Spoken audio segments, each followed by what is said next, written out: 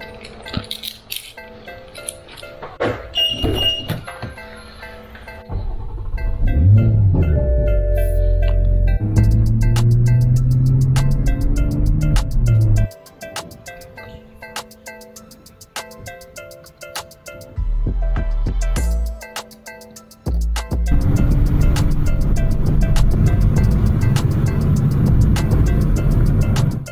what's up guys? Welcome back to the channel. My name is Justin, and in today's video we're going to do an oil change on the GR Supra in the garage. Alright guys, so this is actually going to be the second oil change on the car. First oil change was done at 1,500 miles. This time around oil mileage is at 4,700. So basically I'm going to show you what oil you need to use and the tools you need to do this oil change in your garage. Alright guys, so the oil you see right in front of us here is directly from Toyota. I had purchased this online, and I had picked it up. It is 0W20, which is the spec that's recommended in the owner's manual. You will need about 6.5 liters or 6.9 quarts of this oil to do the entire oil change. So essentially what I have here is just the oil and the oil filter that I had ordered directly from Toyota. I'm not gonna lie, this stuff is a little on the pricier side for two 5-liter containers, as well as the oil filter. We got to about $104. So each 5-liter carton at $43 and the oil filter at $10. It is on the pricier side. I was debating between this or actual Pennzoil Ultra Platinum, but I decided to go with this, and I'll explain to you why my reasoning is for using this as our oil changing oil. Alright guys, so I want to take a little bit of time to explain to you guys why exactly we are using the specified 0W20 GR Supra oil. Going on the A90 Supra forums, looking up the specific oils people are using, a lot of people are saying that 0W20 is too thin for protecting the actual engine components of the car. A lot of people are arguing that this is because of CAFE and EPA regulations for making sure that the cars run efficiently and maximize miles per gallon. And I was along the same mindset as well. I've been trained to think that way, where heavier weight oils is better for protecting engine components. My approach for the Supra is a little different. I actually really wanted to do some research to see why exactly people are thinking along that thought process. I think it's an old school way of thinking. I really wanted to give this oil a chance. A lot of people are saying that Toyota doesn't really manufacture their own oil. And that may be true, but take that with a grain of salt. This particular oil is actually, when I looked it up, was made in Spain, as you can see here. I don't know if that's actually made by Toyota. It could just be a third-party distributor who basically provide the oil to them and they label it as their special oil and mark the prices up. So that might very well be true. But there is one thing that I want to bring up to you guys that I think a lot of people fail to mention on the forums or in the research that I've seen, especially on YouTube. If you go on YouTube and you look up the type of oil people are using, you'll see anywhere from 0W20, 0W30, even higher than that. And I really want to try to dispel the information regarding that. Okay, in regards to doing my own personal research, I actually found an article online. Actually, it was not an article, it was a YouTube video that was translated. The YouTube channel Sports Driving Labo decided to dig deeper and interview the actual engineers who are in charge of the project in this recent video. So one thing of note from this actual interview is the viscosity index of the actual GR oil. So according to this, it says, a really interesting viscosity index number for the new Toyota GR Circuit and Touring oils is a viscosity index well over 300. One area that is simply astonishing with this oil is the rated VI, which is the viscosity index. It is the ability for oils to stay consistent in viscosity under a range of temperatures. The higher the number, the more stable and consistent the overall viscosity. I'm going to go ahead and go straight to the references here. So Motul 300V 0W20 has a viscosity index of 166. Redline Racing 5W20 has a viscosity index of 139. Amsoil Dominator has a viscosity index of 158 for 5W20, and Mobile One Racing has a viscosity index of 178 for 0W30. In comparison to that, the GR Supra oil has a really high viscosity index number of 300 plus. And this is according to their testing. Take that with a grain of salt. Of course, this is from Toyota engineers. They're gonna wanna make their product look good, but I found that very interesting in their testing. Contrary to old thinking, modern engines design this passive pressure designs with great precision and very tight clearances. Therefore, using oils too thick in viscosity will reduce the flow speed, raise pressures excessively, and even cause oils to reach higher temperatures due to longer dwell time in specific areas. This also reduces efficiency as well, as in the same thought, reduce power significantly as well. So basically, in conclusion, from what I was reading and researching from that specific article and interview from the Toyota GR Supra engineers who created the oil, it basically states that the viscosity index is much higher than most of your other conventional oils, surprisingly even more than Macho or Amsoil, which are considered really high spec oils. It allows the oil to flow better because it is the 0W20 grade, but essentially it doesn't take away from the protection and lubrication that the motor actually needs from a motor oil. I would much rather be safe and go with the actual OEM spec that's recommended. If I did learn one thing from Scotty Kilmer, it is you use the oil of whatever the manufacturer recommends, and the manufacturer recommends 0W20, so that's what I'm going to use. And more than likely I'll probably stick to this oil unless something changes in the future or some other research article comes up, but I really don't want to be the guinea pig and force a different type of oil inside of this particular car. It is a brand new car. I want to be safe. I want to go with this, and from the research that I made, I'm pretty confident that this oil will protect, and hopefully this kind of helps dispel some of those myths. Go use what you're going to want to use. If you want to use 0W30, 0W40, 20, W60, whatever the hell you want to use what you want, but for this particular oil change, I'm going to use this stuff. All right, Justin, shut the hell up. What the hell do we need to do this oil change? So let me show you the items that we're going to need. Ooh, excuse me, taking that out. All right, guys, so basically what you're going to need is a 17 millimeter and a breaker bar. This is for the oil pan nut. You're also going to need a 3/8 inch ratchet, as well as a 32 millimeter socket here. This is going to be for the oil filter. I also have a little extender to attach to this because it's kind of tucked away in the back corner of the Supra. I do have a 1/4 inch drive as well as a 3/8 inch drive. Torque wrench, I'll tell you what the torque specs are when we're going to go ahead and do that. But essentially, this is all you need, guys. You can totally do your own oil change in your own garage. There is one last thing that I did forget to mention. You'll also need either some ramps or a floor jack. I have tried climbing underneath the Supra before with just the ramps, and unfortunately I am not thin enough to fit underneath it. It's too low of a clearance. The car already kind of sits low stock. So what I'm going to go ahead and do is take the floor ramps, I'm going to set them down. I am going to drive the car up, and then I'm going to go ahead and put the floor jack underneath and jack it up from that point. All right, guys, as you can see, the floor jack is not low enough, and this is a low profile one that I got from Harbor Freight. It will slide underneath, but unfortunately it's not going to go far enough to where I need to hit to the jacking point of the vehicle, which is a little further back there. So I'm going to put it on some ramps, and then we'll jack it up that way.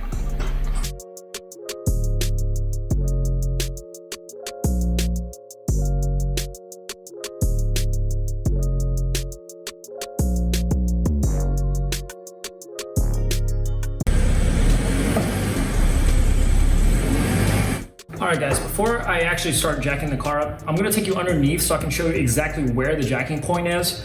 This is something I had to research too. I'll also post up a diagram somewhere in this video so you can reference it. But let's go ahead and go underneath the car, and I'll show you where exactly you want to start jacking the car up. Alright my friends, come along with me and let's go underneath.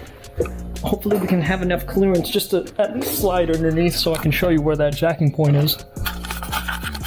Excuse me here.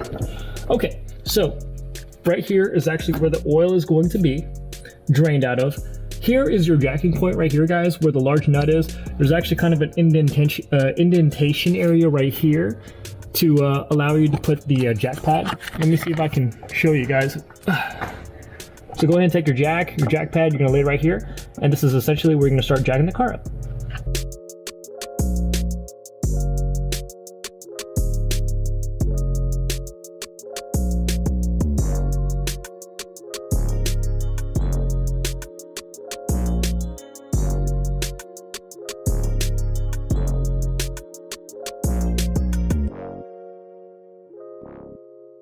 So I've got jack stands on both sides, ramps on the bottom, and the jack just to hold it, just in case.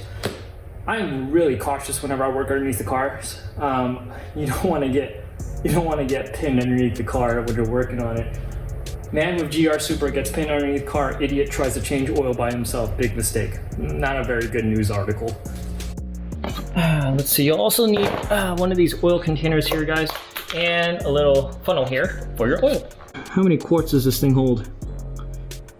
Shit. Well, I drained the E36 and they're the same displacement, 3 liters each, so hopefully that'll be enough. If not, we'll be in big trouble.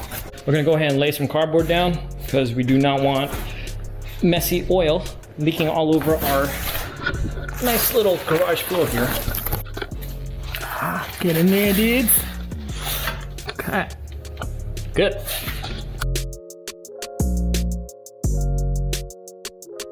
Come on. Oh, that's nice. Okay. Trusty 17 mil. I did drive the car a little bit just to warm the oil up. So we're gonna go lefty-loosey here. Oh my God, that was a lot easier than I thought. Oh, that is warm. Oh, that's hot. I'm gonna spill this shit, I already know it. Come on, man, don't be a bitch. Don't be a bitch, man. Be a thug about it. If I drop it in the pan, it is what it is. Oh, that's hot.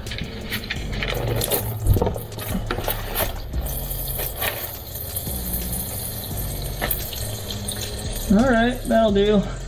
That'll do, feller. Oh shit, it's like splashing all over the place. All right, that's good enough. Big mess. But that's why there's cardboard. Ugh, shit. Ooh, that shit's hot. All right, let's get the fuck underneath the car.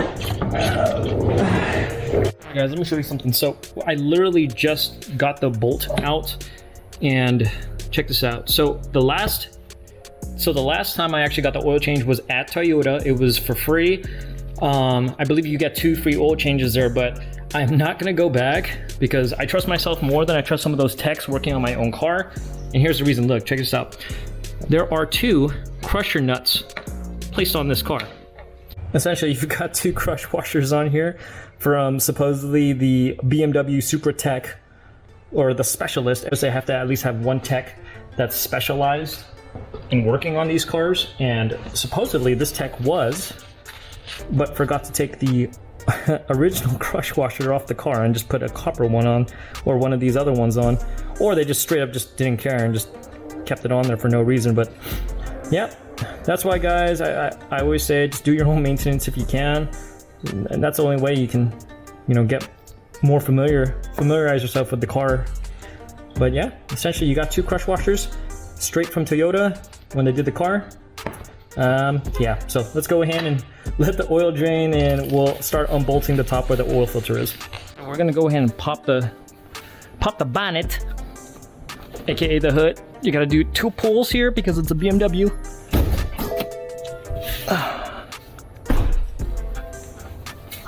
So while the oil is draining, we'll go ahead and start the process of removing this here up top. So we're gonna go ahead and take the engine cover off first. You gotta do is pop that oil cap off, take the beauty filter off, put this back on for now. You will need your 32 mil. So now that the cover is off, you have access to the oil filter housing, which is right there. Okay, lefty-loosey here. Out you go, buddy. Go ahead and take it apart. Those are interesting style filters. I guess these new BMWs come with smaller filters, but they're longer. Here's a new one here. What I'm gonna go ahead and do is take the rubber one off of this one. So we pretty much cleaned this out as best as we could. So I'm gonna go ahead and toss this into this container here so we don't get confused with the old O-ring. Take some of this oil from the cap. Let's go ahead and lubricate this O-ring here. Lubricate the O-rings on the inside. Looks good on my end. There it is. Let's put this bad boy back in. I'm just gonna go ahead and hand tight it, and then we're gonna go ahead and take the torque wrench and we'll torque it down to spec. We're gonna be torquing this down to 18.5 foot-pounds. So we've got our little torque wrench here. That's not very much, but little goes a long way.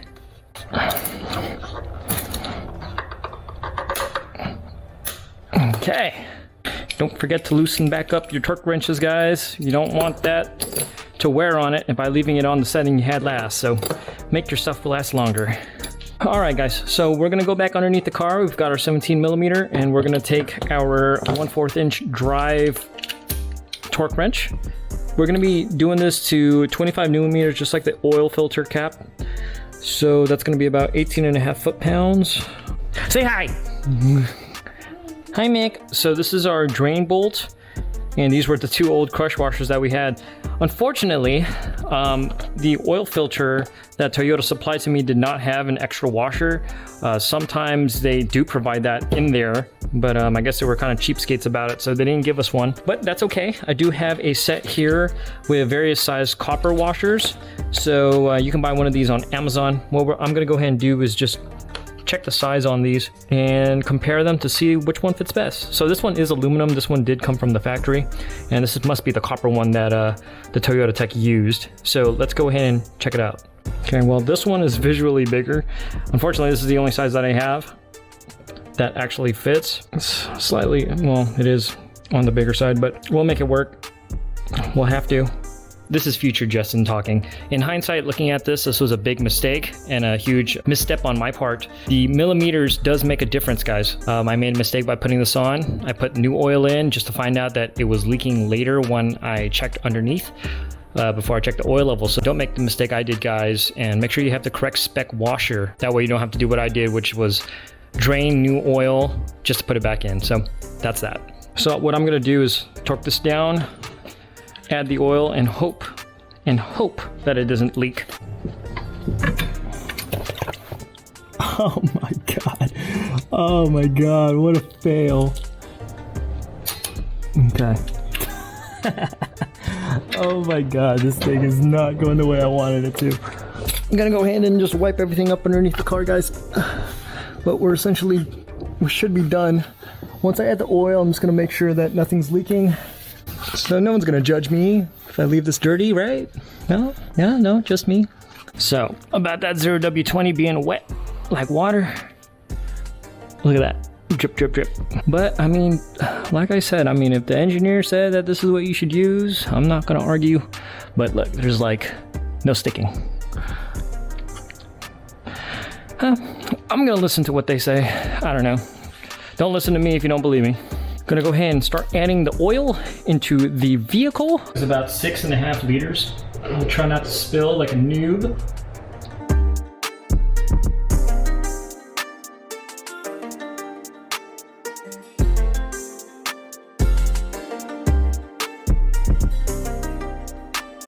Alright guys, so FYI, I cut a large portion of this video out. This crush washer that I used, it ended up being a pain in the ass more than it being helpful. Don't make the mistake that I did, guys. I didn't think a couple of millimeters would be the difference maker between it leaking. But as you can see, this is the stock one that came on it from factory. From this angle, it doesn't look, well, you can tell that there's a big difference there, but the inner diameter is where it really makes a difference. Unfortunately, this was the only size that would fit over the nut. The assortment that I had bought did not have the appropriate size. This unfortunately is too small, and this one was too big. So here is the next size down from the assortment kit that I have. And as you can see, you can still see the inner diameter on that copper one. So this will not even get onto the nut at all. Whereas this one did, but it was just way too big. This mistake cost me an additional like 30 minutes.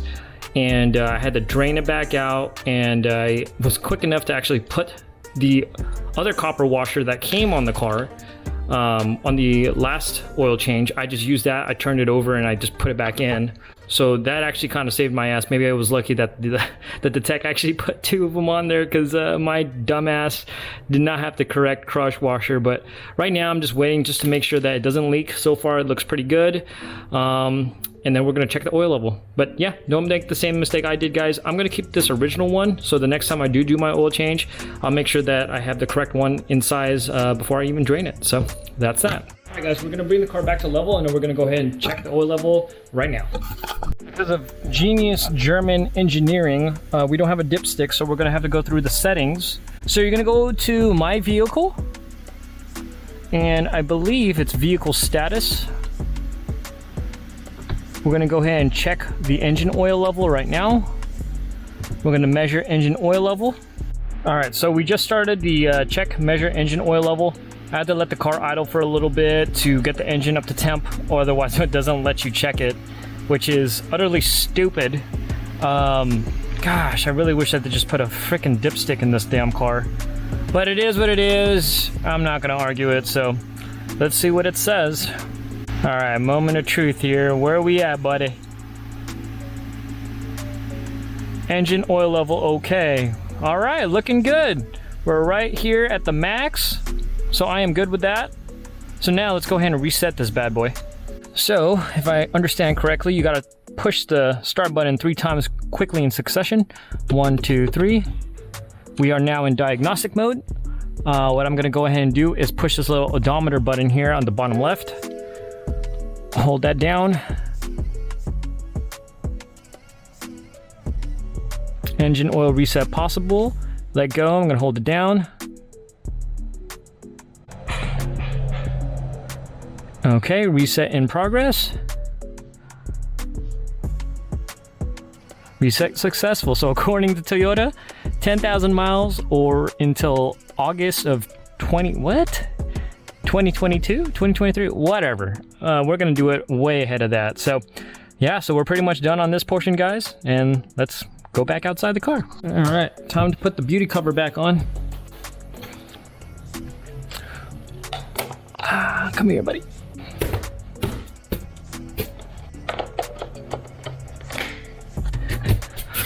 All right, está bien. See.